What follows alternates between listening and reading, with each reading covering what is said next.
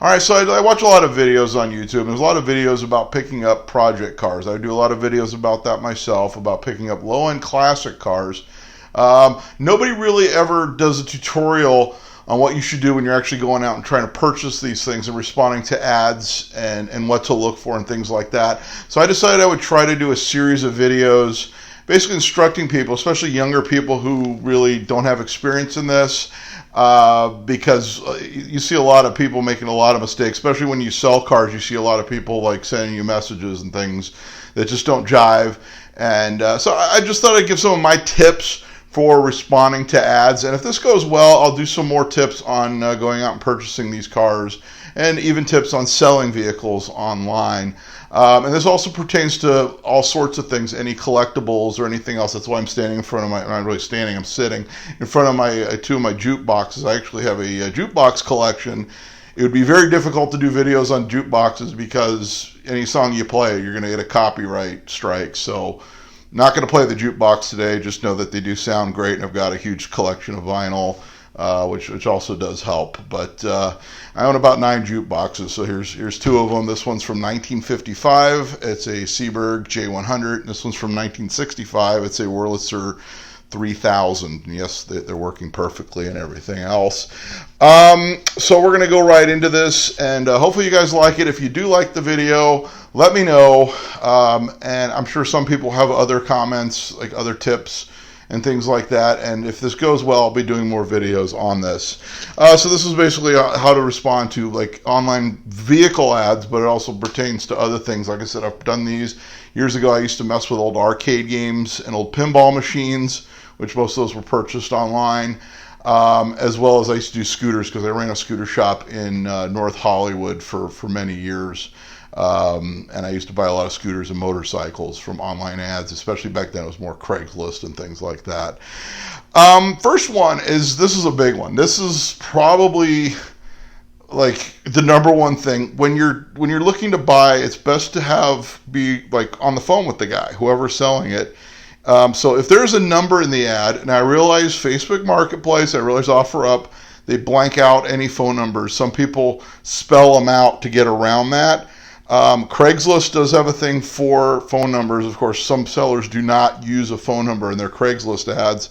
So if there is a number, you call. Do not text, call, because a lot of the guys that own these vehicles, they tend to be old school people, and they like a voice call. Plus, a voice call lets them know that you're not a scammer, because scammers tend to use text, instant message, things like that. They try to get your Google code or whatever it is. They try to send you a fake check. If there is no answer when you call, then you send a text or direct message or email or whatnot. And basically, even in the text, you put, oh, I also left a message. You just let them know that you also left a message. And that lets them know you're actually a real human being. That's really the key to a lot of this, is to let them know you're a real human being and not some bot, because there's a lot of bots sending out messages. Now, what you do, like let's say you have to send an email, you have to send a message because there's no phone number. This is what you have to write. I always include my phone number. And when you include your phone number, you also have to put, hey, give me a call, because it lets them know that once again, you're a real person.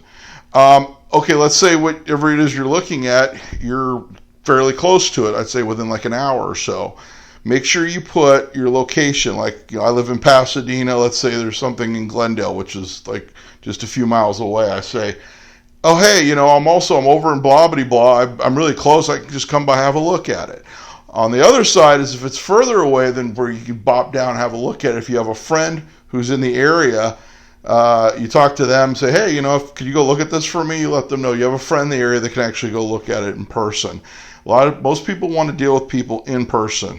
I always say if your vehicle you're looking at is non-running, or if it's just not drivable, which most project vehicles are, make sure if you have access to a trailer, if you have access to a car transporter, anything like that, you say so. If you have a vehicle that can tow a trailer, you could always get a U-Haul. So that's technically like you have access to a trailer. So if you have a truck that has a hitch on it with a tow package, you kind of sort of have access to a trailer. I always note that in the email, hey, I've got access to a trailer, so they know you have a way to get it out of there. On the email or message or whatever, do not ask like a ton of questions in that. That's for when you actually talk to them on the phone. Or, especially this one, don't just start lowballing people without seeing the car. Because when you sell something on there, you're going to get a whole bunch of lowball offers. It's really annoying, and people don't want to see just a bunch of lowball offers. It just doesn't work. I always say most of my deals are done in person, and then we negotiate, and I have cash, and that's generally how I get it done. And that's how most people get it done who actually purchase these vehicles. All the questions on the phone, like, especially in California, registration status, when's the last time it was running, do you know what was wrong with it when it was parked, things like that. If you put it in the email, their head explodes and they almost don't want to talk to you. So this is another one. This is mainly an OfferUp marketplace thing, and it's the "Is this available?" button. I don't know what the hell they were thinking of, and it also goes for the "Make Offer" button. I don't know what these companies were thinking about when they came up with this, because you put a car on whatever marketplace or OfferUp, you're going to get a bunch of "Is this available?" messages. Now, if they see a bunch of "Is this available?" messages, they're not going to respond to any of those. I've actually had people say, I've responded to ads with a phone number and everything else, and they're like, yeah, I got a lot of responses, but I called you because you actually gave me a phone number. So you got to do a phone number. Don't hit the "Is this available?" button. Don't hit it by accident. Don't hit it if you think you're saving it. There's usually a save button to save without sending the seller a message. It's annoying, and it's totally the dumbest thing ever in the entire universe. I don't know why it even exists. I'm guessing the people at Marketplace and OfferUp have never actually responded or sold things online or through a classified ad ever, because I can't think of any other reason why they would do that. Also, when you send a message, you need to sound like a human being. It can't be a generic, because a lot of your bots, they send out generic messages. It's like, do you still have and it's just a cut and paste of whatever the ad text was. Make it sound like you're a human being. Obviously, if you're nearby, I say, hey, I live over in blah, blah, blah. Just make sure you sound like a human being. You don't sound like a bot when you respond to these ads. As anything, this is huge. I don't know how many times I've sold stuff online, I've run across this. Make sure if you're responding to ads, you have the cash to get it and a way to get it home. Don't go looking at vehicles that you can't afford. Or even if you have the cash, if it means you're not going to make your rent this month, it means you don't have the cash. Put cash aside every month. Eventually you'll get to the point where you have enough money to go buy a car. But the most annoying thing is to have someone come out, you're like holding it for them, and you're telling other people, hey, I got someone coming out. They show up, they test drive the car, they look it over, they go, I won't have the money for 2 months. It's like, if you don't have the money now, you don't have the money. You'll find something in 2 months. Cash is king. It's cash. Everything's cash. Don't offer a trade unless it says specifically in the ad, I will trade for something. And I have never been offered a trade on anything I'm selling that made any reasonable sense as to why I would do the trade. Like, it's always something that it's like worth maybe a quarter of what I'm selling. So I usually say no trades. I'm not interested in trades. I mean, because only time I've ever come ahead on a trade is usually when I'm trading something with friends, someone I know, because generally we know each other and it's a better situation. Don't offer a trade unless it specifically states in the ad, I'm looking for this, and then you have that. So, yeah. And also, when you figure out how much money you're going to spend on this car, you need to figure out if you have to pay for a tow or pay for a trailer.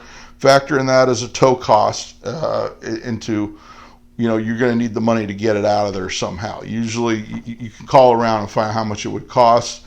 I hate to say, I don't know if I should say this, but I will say that if your vehicle is current tags and it's at your relative's house, AAA will tow it back to your house if you have AAA. but it has to be at a relative's house or like a relative's car, and they will bring it back to your place or to a shop. Use that information for what you will. I'm not going there. Anytime, this is in life in general, always be on time. If you're telling the guy you're going to be there at 2 o'clock, be there at 1:45, or at least try to be there at 1:45. That way, if all of a sudden there's traffic, something happens on the freeway, you've got like a buffer, so you do make it there on time. Waze, if you use Waze, it gives you a great estimate with traffic of how long it's going to take you to get somewhere. Especially, I live in the city. It's gold. I mean, obviously, if you live like in the country somewhere where there's never traffic, you usually know about how long it's going to take you to get anywhere. If you are going to be late, if there's something happens, make sure you send a text or call the person like, hey, this is what happened. I'm running a little late. Just anytime. This is like in life in general, at your job, if you're going on a date, anything, you got to do that. Don't be punctual is what I'm saying. I'm always punctual, but that's me. Don't be a complete jerk. If you talk to the guy on the phone and he says, hey, I got someone coming right now and they're on their way, and don't go, well, I'll give you more money. I've had people do this too. Now, this is like the biggest DICK move you can make, is to offer more money after the guy says he has someone coming for it. I've shown up to look at stuff and they're like, well, someone just said they'd give me this much. And it's like, then I said, yeah. And then when they get out here, they're going to say this, and this is wrong, and they want money off. And I had that happen. And the guy calls me later on and says, you were right. That's exactly what happened. So don't be that guy. And I've also had people buy the thing out from under me after I drove an hour or whatever to go look at something that somebody else called, said, and they would offer more, which I don't know why anybody's going to offer money, especially with the horrible pictures people have online for a lot of this stuff. You can't offer really anything until you see it, unless it just has the most amazing array of pictures and you know exactly what you're getting, which, let's face it, 99.9% of the ads online are not like that. Another thing, this is huge. This is being on OfferUp and Marketplace. I always go to their seller profile. Now, their seller profile, if they sold stuff in the past, it'll show up, like they have a rating. That's one thing that is nice on those, is their rating. You get seller buyer ratings on those. So you can generally see if they have if they bought and sold a few things, they're pretty legit. Obviously, I don't know where that's going to go, because that was the case with eBay years ago, and that kind of went out the window, and everyone figured out they could buy 50-cent trinkets and get their rating up. But for now, I think it's pretty good, reasonable,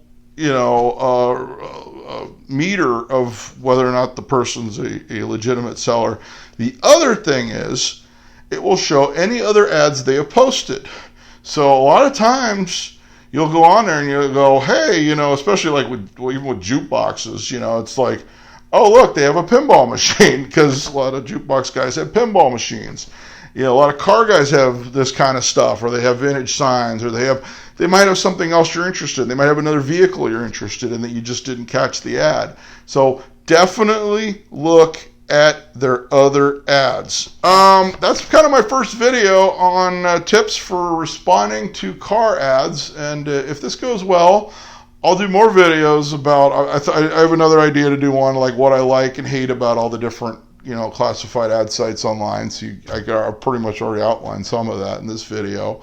But if you like this video, be sure to like, subscribe, give me some of your tips in the comment section that you've found for navigating these horrible classified ad sites these days. So until next time, I'll be seeing you.